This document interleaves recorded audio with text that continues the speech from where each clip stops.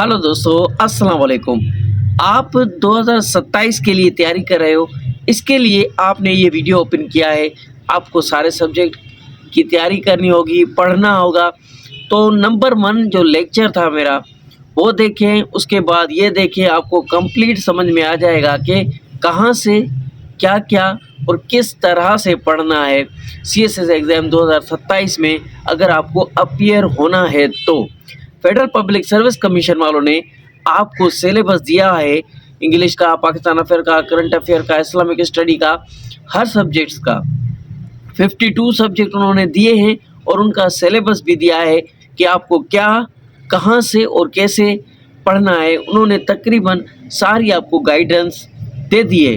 तो आप इधर-उधर भटके ना, एक ही चीज़ को फॉलो करें और बैठकर काम करें, मेहनत करें, इंशाल्लाह आप क्वालीफाई कर जाएंगे। तो आज का ये लेक्चर होगा lecture number 11th।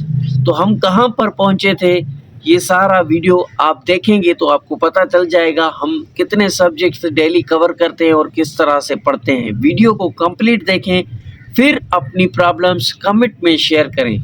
Like, comment और सब्सक्राइब करना ना भूलें। लेक्चर को शुरू करते हैं बिना देर किए। According to the CSS syllabus हम ग्रामर का पोर्शन कवर कर रहे हैं। सबसे पहले इंग्लिश का पेपर आता है, तो फ्यूचर परफेक्ट टेंस तक हम पहुंचे हैं। फ्यूचर परफेक्ट टेंस का हेल्पिंग वर्ब है will have, shall have, will have. Modern education में अभी सिर्फ विल का यूज़ हो रहा है, शैल का यूज़ नहीं किया जा रहा। तो बेफिक्र हो जाइए, ये कोई बड़ी टेंशन की बात नहीं है। फॉलो करते जाइए, नोट डाउन करते जाइए, बाद में पछताएंगे। इसके लिए पढ़ते मेहनत करते जाएं, पढ़ते जाएं। ठीक हो। विल हैव लगता है आई, यू, ही, शी, इट के साथ और वी, दे के साथ। ठीक है। अब देखो फॉर्मेशन, स्ट्रक्चर, एक सेंटेंस किस तरह से बनाया जाता है। फ्यूचर परफेक्ट टेंस का सेंटेंस किस तरह से बनाएंगे हम। सबसे पहले हम सब्जेक्ट लिखेंगे, फिर हेल्पिंग वर्ब लिखेंगे, फिर वर्ब की थर्ड फॉर्म लिखेंगे, फिर हम ऑब्जेक्टिव लिखते हैं। ठीक है, इस तरह से सेंटेंस आपका बनेगा। ये फॉर्मेशन बनी हुई है, मैंने समझा दिया। एग्जाम्पल देखो, सेंटेंस किस तरह से बनता है, पॉजिटिव और simple sentence. I will have finished my homework, मैं काम कर चुका हूँगा। फ्यूचर में कोई काम करके बैठ जाओगे आप, फिर बताओगे। इसी तरीके से जो सेंटेंस होते हैं वो फ्यूचर परफेक्ट कहलाते हैं। जैसे कि मैं काम कर चुका हूँगा। She will have completed homework, वो घर का काम कर चुकी होगी। इसमें हमेशा वर्ब की थर्ड फॉर्म यूज होती है। परफेक्ट टेंस कोई भी हो, चाहे वो प्रेजेंट हो, पास्ट हो, फ्यूचर हो, परफेक्ट में हमेशा थर्ड फॉर्म यूज होती है वर्ब की। आगे चलते हैं। सिंपल और पॉजिटिव सेंटेंस हमने बात की, फिर से भी सिंपल और पॉजिटिव सेंटेंस देखें आप किस तरह से बनते हैं। He will have gone to school, third form verb की, वो स्कूल जा चुके होंगे फ्यूचर में। ठीक है। We have been watched the movie, हम मूवी देख चुके होंगे, ऐसे हम बोलते हैं ना।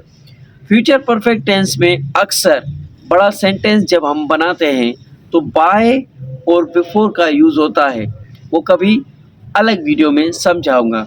यहाँ पर आपको ओवरव्यू दिया जा रहा है क्योंकि आपको तैयारी करनी है ठीक तरीके से। इसके लिए चैनल को फॉलो करें। एग्जाम्पल देखो, I will have finished my work by 8 PM।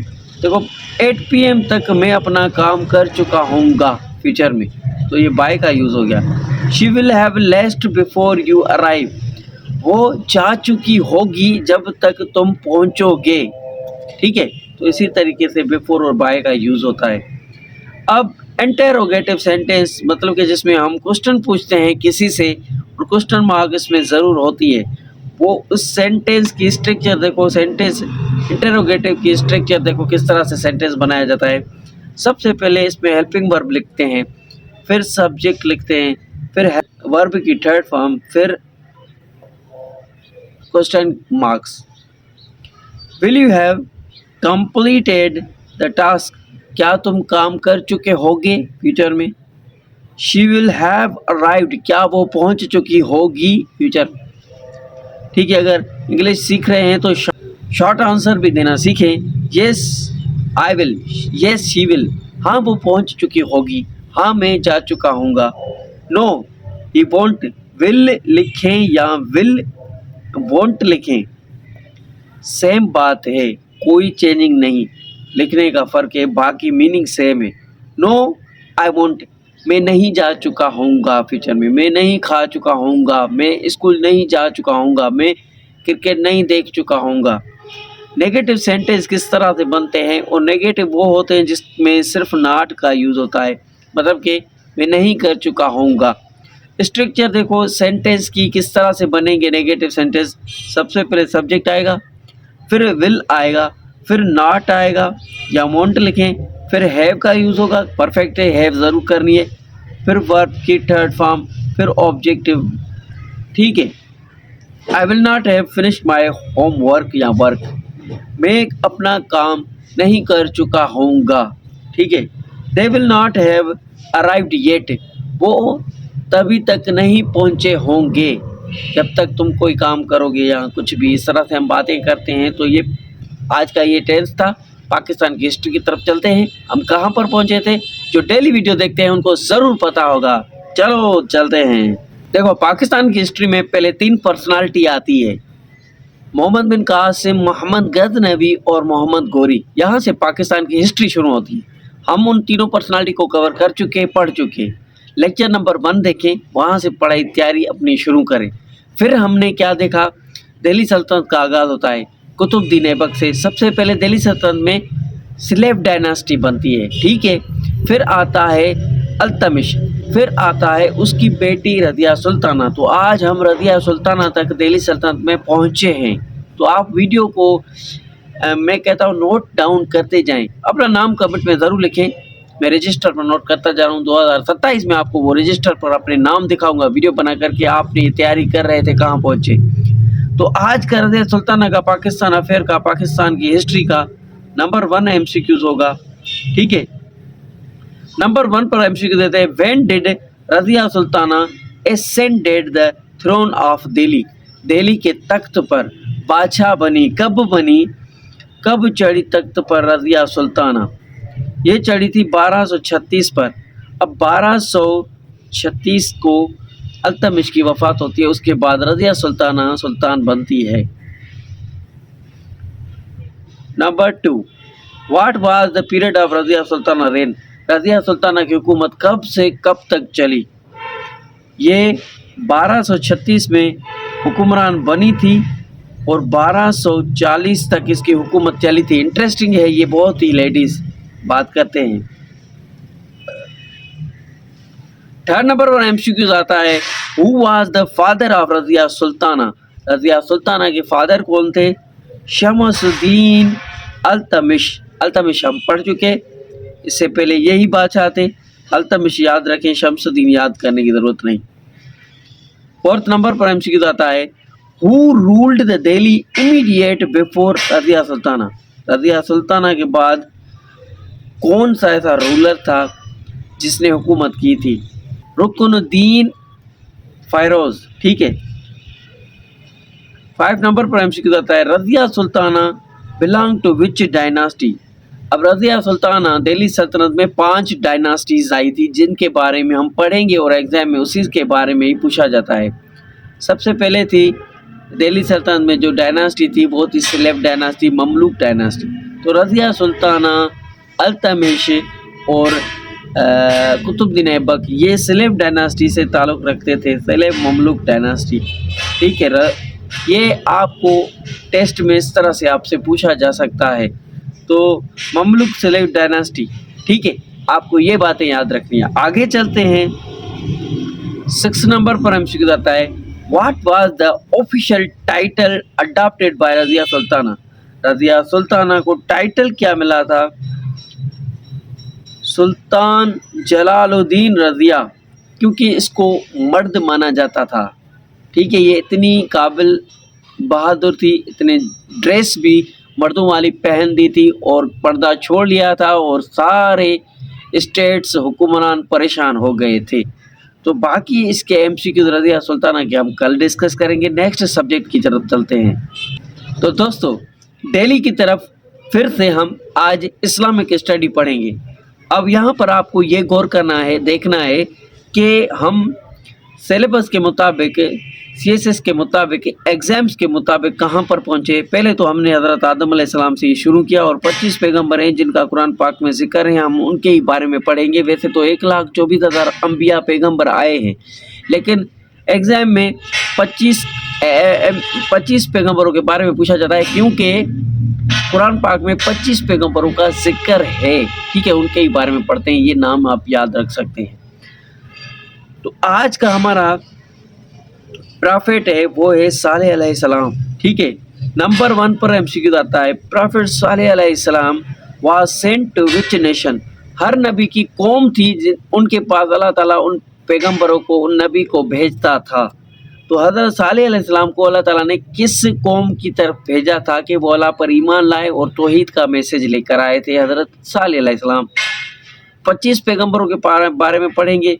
25 पैगम्बरों का पैगाम एक ही था, अल्लाह की इबादत करो, तौहीद का। आगे चलते हैं। तामूद ये कौम थी जिसके पास, ये लोग थे, पीपल थे जिनके पास हज़रत सालेह अलैहिस्सलाम आए थे। ठीक है, दूसरे नंबर पर हमसे आता है the people of Thamud live in. ये कौन से इलाके में दुनिया में रहते थे। जैसे कि कल हमने हज़रत हूद अलैहिस्सलाम की बात की। हज़रत हूद अलैहिस्सलाम की कौम यमन में थी, यमन जो आज का यमन है। ठीक है, तो अल हिजर ये कौन से मुल्क में है, ये आप मुझे कमेंट में बताएंगे। थर्ड नंबर पर हमसे आता है the miracle give to the prophet Saleh अलैहिस्सलाम वाज। हज़रत सालेह अलैहिस्सलाम पर जो ईमान नहीं लेके आए थे, जो अल्लाह ताला पर ईमान नहीं रखते थे, वो हज़रत सालेह अलैहिस्सलाम को कह रहे थे, इस पहाड़ से अगर तुम एक ऊँटनी निकालो या कोई हमें करिश्मा करके दिखाओ, कोई मिरेकल करके दिखाओ, तो हम तुम्हारे खुदा को मानेंगे। तो हज़रत सालेह अलैहिस्सलाम का ये मिरेकल था, ये मौजज़ा था कि उसने पहाड़ से एक फीमेल ऊँटनी निकाली थी। ठीक है, 6 नंबर पर एमसीक्यूज़ आता है। 4 नंबर पर एमसीक्यूज़ आता है द कैमल ऑफ सालेह अलैहिस्सलाम वाज किल्ड बाय। और तो ये जो कौम थी, पीपल ऑफ तामूद, इन्होंने कहा ये जादू है, अल्लाह ताला पर ईमान नहीं लेके आए और इस ऊँटनी को कत्ल किया। और उसके बाद इनके बाद बहुत बड़ा अज़ाब आया था, जैसे हर कौम की तरफ अल्लाह ताला का अज़ाब आता रहा है, डिस्ट्रॉय होती आई ये कौमें। 5 नंबर पर एमसीक्यू आता है the punishment of the people of Thamud was. Allah ताला ने इन पर कौन सा अज़ाब डाला था, कौन सी पनिशमेंट दी थी इस गलती की।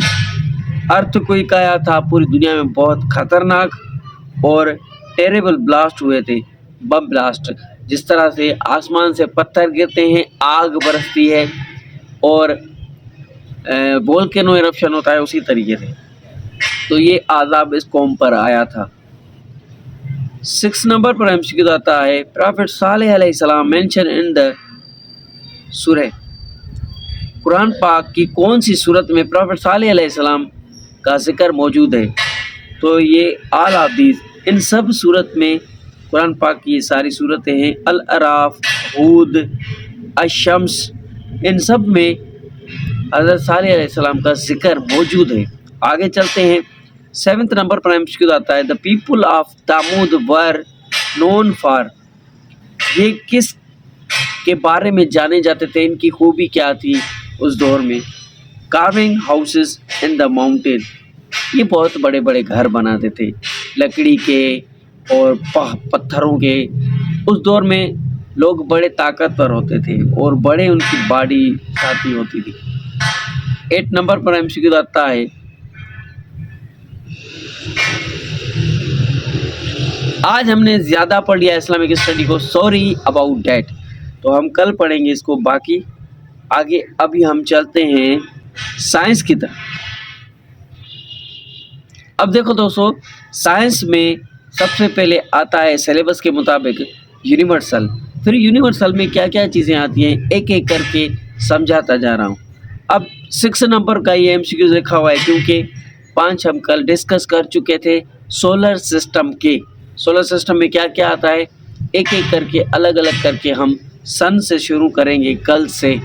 आज ये लास्ट है, कल से हम सोलर सिस्टम को कंप्लीट पढ़ेंगे जो कि एग्ज़ाम में आपसे ज़रूर एमपीटी में पूछा जाएगा। जनरल साइंस का ये पोर्शन है। What is the name of earth natural satellite? एक होती है आर्टिफिशियल सैटेलाइट्स जो कि साइंटिस्ट और इंसान भेजते हैं आसमान पर। एक होती है नेचुरल सैटेलाइट जो कि अल्लाह ताला ने बनाई है। तो नेचुरल सैटेलाइट अर्थ की कौन सी है? वो है मून, चाँद। चाँद एक नेचुरल सैटेलाइट है, ये याद रखना, स्टार नहीं है ये। ओके, आगे चलते हैं। 7th नंबर पर एमसीक्यू आता है which planets are classified as the gas giants? Gas के बने हुए प्लैनेट्स कौन से हैं? तो ये जुपिटर भी गैसेस प्लैनेट वाला प्लैनेट है, सैटर्न भी, यूरेनस भी और नेपच्यून भी, ये गैसेस के बने हुए गोले हैं। 8 नंबर पर एमसीक्यू आता है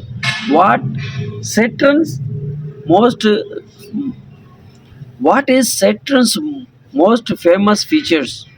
अब देखो सैटर्न जो एक प्लैनेट है स्पेस पर, आसमान पर, वो फेमस किस फीचर की वजह से है? रिंग।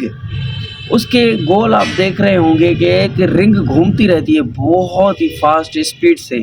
प्लैनेट इधर बीच पर खड़ा है और गोल उसके रिंग होती है। आप सैटर्न सर्च करें गूगल पर और रिंग आ जाएगी। उसके बाद 9th नंबर का ये एमसीक्यू है, 9th नंबर का है ये, ठीक है। What type of the planets are Uranus and Neptune? ये दो प्लैनेट्स हैं और ये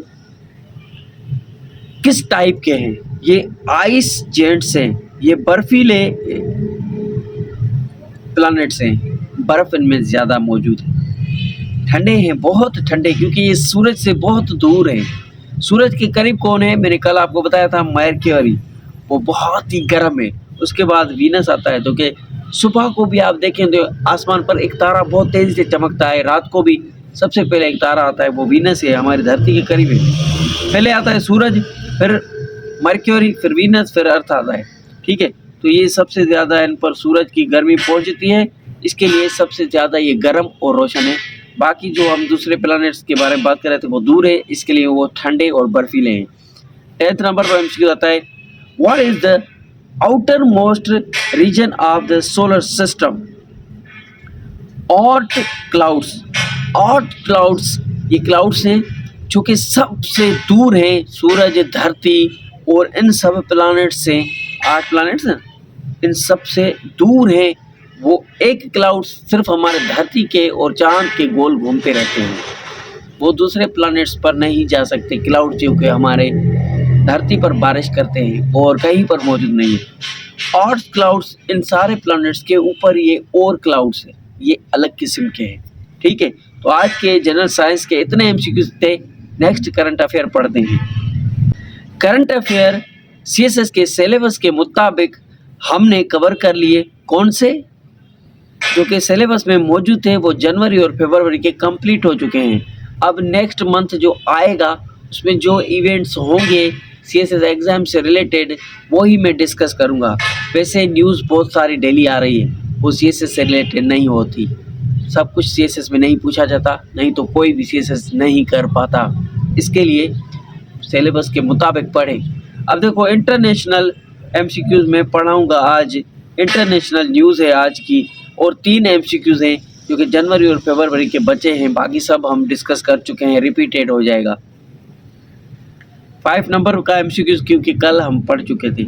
as a part of Pakistan economy and the foreign relations, Pakistan and the USA sign the pact February 2026 for the redevelopment of the national historic property. ये क्या है? ये एक न्यूयॉर्क में होटल है जो कि पाकिस्तान और यूएस ने साइन किया एग्रीमेंट कि रीडेवलप करेंगे रूजवेल्ट होटल को इन द मटन पर, ठीक है। 7th नंबर पर एमसीक्यूज आता है what major global security event was held in the Munich, Germany in February 2026, involving the world leaders. दुनिया के सारे लीडर्स और जियोग्राफी डिबेट्स हुई थी यहाँ पर। ये बैठकर पूरे कंट्रीज के लीडर बातचीत कर रहे थे जियोग्राफी और लीडर्स के बारे में। तो ये क्या है म्यूनिच, इसका जवाब क्या है?